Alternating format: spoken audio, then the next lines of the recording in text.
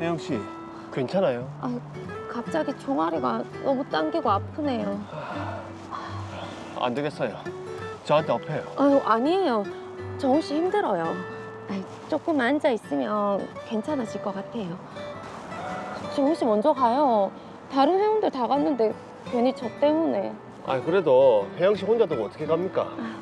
그러면 제가 부축해 드릴 테니까 저랑 같이 천천히 걸어가요. 고마워요. 가요. 천천히.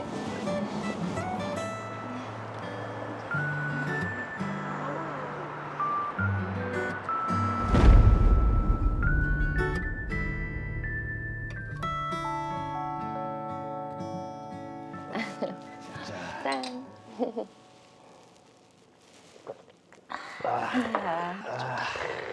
역시 이렇게 뛰고 나서 시원하게 한잔 해줘야죠. 아니 확실히 회원들하고 같이 뛰니까 훨씬 좋은 것 같아요. 맞아요. 이게 혼자 하면 금방 지치고 안 하게 될 건데 꾸준히 하니까 건강해지고 좋은 것 같아요.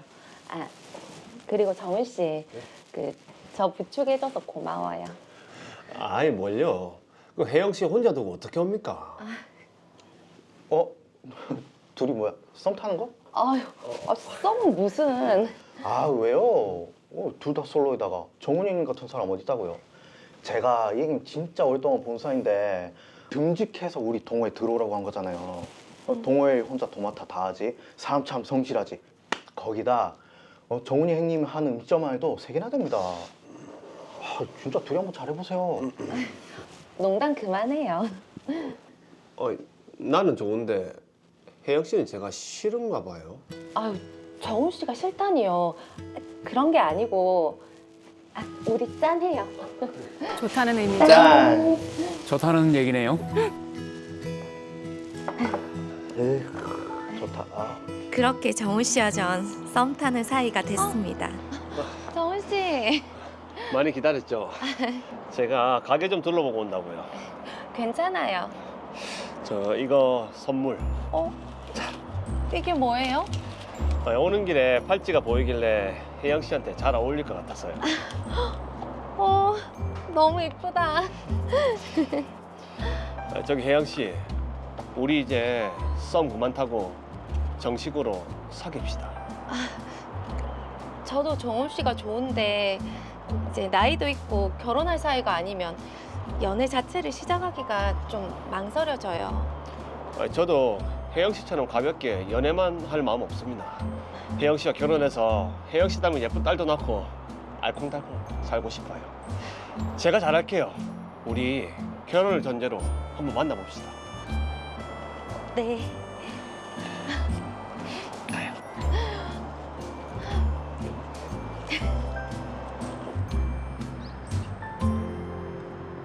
자기야, 우리 동호회 정모 이번 주였나? 다음 주인가? 다음 주말. 근데 내 이번 정모에 못 나갈 것 같다. 왜? 이번에 식당 4호점 오픈하는데 좀 바빠서. 같이 가면 좋은데. 뭐 어쩔 수 없지. 참 자기야. 혹시 어디 1,000만 원만 좀 빌릴 곳 없을까? 1,000만 원? 응. 왜? 이번에 식당 4호점 오픈하는데 이 돈이 좀 모자란다. 내 적금 만기된 거 있는데. 진짜? 그러면 내 그것 좀 부탁할게. 내 이번에 4호점 대박 나가지고 꼭 갚을게. 꼭 갚아야 된대. 결혼하고 부부 사이 됐다고 입 싹 닫고 그러면 안 된대. 당연하지. 그래, 알겠다. 그럼 내가 내일 은행 가서 좀. 결혼 전 정훈 씨와 전 동거를 했고 1년 넘게 사귀면서 정훈 씨는 여러 차례 저한테 돈을 요구했습니다. 결혼 날짜까지 잡았기에 별다른 의심 없이 빌려줬습니다. 이게 뭐야? 뭔가 불길합니다.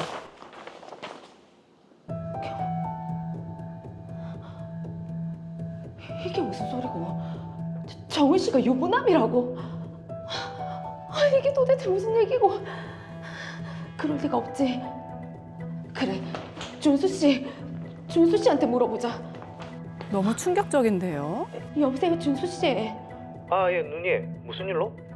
정훈 씨가 유부남이었어요. 예? 아니, 정훈 씨 와이프라는 사람한테서 내용 증명이 왔어요. 사실대로 얘기 좀 해줘요. 그게 여긴가? 여기. 준수야, 나중에 뒷부리 때 혜영 씨랑 좀 잘 되게 좀 밀어둬. 아이씨, 결혼했잖아. 그러면 안 되지. 내 와이프랑 별거족이다. 아, 그러고 이혼할 기다. 진짜 결혼 생활이 지옥이었다니까. 이제야 내 이상형을 만난 것 같다. 진짜? 아, 그래. 가자. 네. 도와줘. 그래. 가자. 가자, 빨리 가자. 빨리 가자. 그렇게 된 겁니다. 이혼할 거라고 해서 어쩔 수 없이 말을 못했어요. 미안해요. 근데 식당 3개 하는 건 진짜예요. 뭐 이런 경우가 다 있노? 이 나쁜 자식!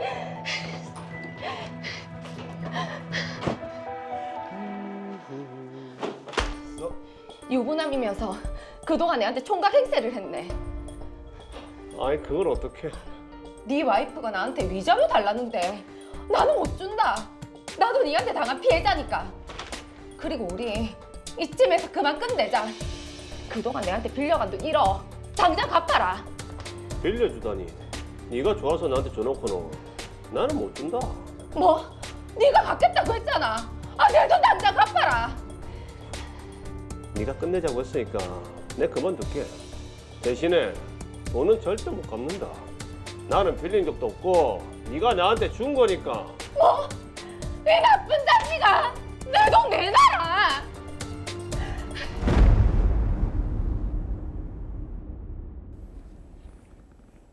네, 강정훈 씨 이렇게까지 뻔뻔할 수가 있습니까? 좀 법적으로 제대로 아주 응징을 해드려야 할 것 같은데, 자 일단 가장 큰 문제가 이제 돈입니다. 그렇죠? 그렇습니다. 지금 강정훈 씨가 이런저런 이유로 물론 뭐 식당을 오픈한다는 이유가 있긴 하지만 네, 무려 1억 원 금액이 상당히 지금 큽니다. 그러니까요. 이게 혜영 씨 입장에서는 뭐 결혼 날짜까지 잡았으니까 믿고 이제 빌려준 것 같은데, 그렇죠.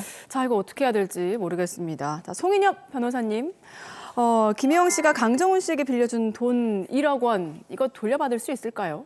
김혜영 씨는 빌려준 돈이다. 강정훈 씨는 김혜영 씨가 그냥 준 돈이다. 이렇게 두 사람의 주장이 팽팽하게 대립을 하고 있습니다. 결론부터 말씀드리면 안타깝게도 김혜영 씨가 강정훈 씨에게 준 돈은 대여금이 아니라고 판단될 가능성이 높습니다. 네, 우선 우리 대법원은 대여금을 주장하는 자가 대여 사실을 입증해야 한다는 확고한 입장입니다. 대여 사실이라 함은 대여일자, 변제일자, 대여원금, 이자 등이 정해져야 하는데 그 중에서도 제일 중요한 것은 아무래도 돈을 갚는 일자, 즉 변제일자입니다. 변제일자라고 하면 반드시 날짜로 기재될 필요도 없고 소위 말해서 돈 생기면 갚겠다 또는 시험에 합격하면 갚겠다는 등의 조건을 붙여서 변제기일을 정해도 상관없습니다. 자, 그런데 드라마에서 보면 지금 강정훈 씨가 결혼하면 갚을게, 식당 잘 되면 갚을게 라고 했는데 이것도 조건을 붙여서 변제 기일을 정한 거 아닌가요? 네, 진행자님이 말씀하신 것처럼 그 부분이 문제가 될 수 있습니다. 드라마 사례에서 강정훈 씨가 어쨌든 김혜영 씨에게 갚겠다라고 말을 한 것은 돈을 갚겠다는 변제 기일을 정한 것인지 아닌지 여부가 문제가 됩니다. 네. 실제 제가 담당했던 유사한 사건 중에 대법원까지 치열하게 다투면서 진행됐던 사건이 있습니다. 그 사건에서 드라마 사례와 같이 갚겠다는 의미는 도의적인 고마움을 나타내는 것일 뿐이지 이를 빌린 돈을 변제하겠다 이런 의미로는 볼 수는 없다고 판단을 했습니다. 따라서 김혜영 씨는 강정훈 씨에게 대여금 청구를 할 수는 없을 것으로 보여집니다. 또한 드라마 사례와 비슷하게 연인 간 돈 거래는 대체로 대여가 아니라 증여로 인정되는 경우가 사실 더 많습니다. 네. 그러므로 헤어진 후에 대여금 청구 소송을 제기할지 여부는 충분한 검토를 하셔야 합니다. 김혜영 씨 좀 안타깝네요. 저희가 더 로이어에서 이 헤어진 연인 간의 대여금 분쟁 소송을 굉장히 많이 다뤘었는데 네. 대여금임을 입증하는 게 굉장히 좀 힘들었습니다. 맞아요. 이게 지금 뭐 갚겠다라는 의미가 도의적인 고마움을 표현한 거라고 판단하셨다고 하니까 네네. 이게 아무리 사랑해도 돈이 오고 갈 때는 좀 확실히 해둘 필요가 있을 것 같습니다. 그렇습니다. 이게 연인 사이에도 네. 금전이 오고 갈 때는 좀 신중하게 해야 됩니다. 맞아요. 아무리 잘생겨도 그냥 주면 안 됩니다. 그리고 금전 대차 계약서라고 하는 이거를 반드시 좀 작성하는 게 필요할 것 같은데 그렇다면 지금 문제가 되는 이 김혜영 씨는 강정훈 씨에게 빌려준 돈 받을 길이 없는 건가요? 꼭 그렇지는 않습니다. 돈을 아예 돌려받지 못하면 김혜영 씨 같은 경우에는 사실 너무 억울할 것 같습니다. 그렇죠. 예, 강정훈 씨의 행위는 사실 사기로 성립될 가능성이 더 높기 때문에 제 생각에는 돈을 돌려받을 가능성이 있습니다. 맞습니다. 이거 지금 유부남이라고 이제 속이고 그런 사실을 속이고 여러 차례 돈을 가져갔기 때문에 이거 뭐 혼인 빙자 사기 뭐 이런 거 아니겠습니까? 예, 맞습니다. 강정훈 씨의 행위는 소위 혼인 빙자 사기 범행에 해당할 여지도 충분합니다. 상황을 좀 살펴보면 강정훈 씨는 마치 김혜영 씨와 혼인할 것처럼 속인 후에 결혼 자금이든지 사업 자금이든지 명목으로 돈을 받았습니다. 예. 그리고는 실제 아내와는 혼인 관계를 법적, 사실적으로 유지하고 있었던 것으로 보여집니다. 김혜영 씨와는 혼인을 할 수 없었고 실제로 김혜영 씨와 결혼할 의사가 있었는지도 불분명한 상황입니다. 이렇듯 혼인할 의사나 능력이 없었음에도 불구하고 이를 속여 상대방으로부터 돈을 편취했던 건데요. 또한 강정훈 씨는 김혜영 씨로부터 결혼 비용, 사업 비용 등을 용도로 돈을 빌렸습니다. 예. 만약에 강정훈 씨가 결혼 또는 사업 비용이 아니라 도박, 생활비 등으로 사용했다면 이는 소위 용도 사기에도 해당할 수 있습니다. 용도 사기 이건 어떤 내용이죠? 네, 용도 사기는 피해자가 진정한 용도를 알았다면 돈을 지급하지 않았을 것이라는 사실이 인정되면 성립하는 사기죄의 한 유형입니다. 네. 정리해보자면 강정훈 씨는 용도 사기 또는 혼인을 빙자한 사기 범행이 인정될 확률이 매우 높습니다. 그러므로 김혜영 씨는 강정훈 씨에게 불법 행위에 따른 손해배상 청구 소송을 하시면 됩니다. 여기서 중요한 팁을 좀 하나 알려드리고 싶은데 그렇죠. 예. 이런 팁을 방출을 하셔야 프로그램이 잘 됩니다. 자, 적을 테니까 예. 말씀해 주십시오. 예, 간단히 말씀드리겠습니다. 소송이라는 것은 당사자도 그렇고 변호사도 그렇고 결과를 미리 예측을 할 수가 없기 때문에 김혜영 씨 입장에서는 우선 대여금이 인정될 확률이 적다 하더라도 대여금 청구와 불법 행위에 따른 손해배상 청구 소송을 선택적으로 청구하여 소송을 진행하는 것이 좋을 것 같습니다. 네. 선택적 청구라 함은 하나의 동일한 목적을 달성하기 위해 복수의 청구권이 성립하는 경우를 말하는데 쉽게 말하면 둘 중 하나만 인정되면 해결된다. 이런 생각이 들 때 하는 것이라고 생각하시면 됩니다. 네. 자, 어쨌든 1억 원을 뭐 다 회수는 하지는 못하더라도 지금 소송을 제기해서 얼마라도 돌려받아야 될 것 같고요. 자, 다음 문제는 이제 강정훈 씨 아내가 김혜영 씨에게 위자료 3천만 원을 내놓으라라는 내용 증명을 보냈습니다. 김혜영 씨도 강정훈 씨가 유부남인 줄은 이제 전혀 몰랐던 피해자인데, 자, 이거 아내에게 돈을 줘야 될까요? 예, 당연히 돈을 안 줘도 됩니다. 아시다시피 형법상 간통죄는 폐지가 됐지만 실무상 불륜행위에 대해서는 여전히 민법상 손해배상 책임을 부담하게 됩니다. 다만 그 불륜행위에 대한 손해배상 책임은 상대방이 배우자가 있는 사람임을 알면서도 그 상대방과 부정행위를 함으로써 상대방의 배우자에게 정신적인 고통을 가했을 때 성립하는 겁니다. 예. 김혜영 씨는 강정훈 씨가 유부남인 줄을 전혀 몰랐습니다. 그렇기 때문에 당연히 강정훈 씨 아내에 대한 손해배상은 성립하지 않게 되는 겁니다. 자, 그런데 강정훈 씨 아내가 지금 위자료를 주지 않으면 회사에 알리겠다 이렇게 얘기를 했거든요. 맞습니다.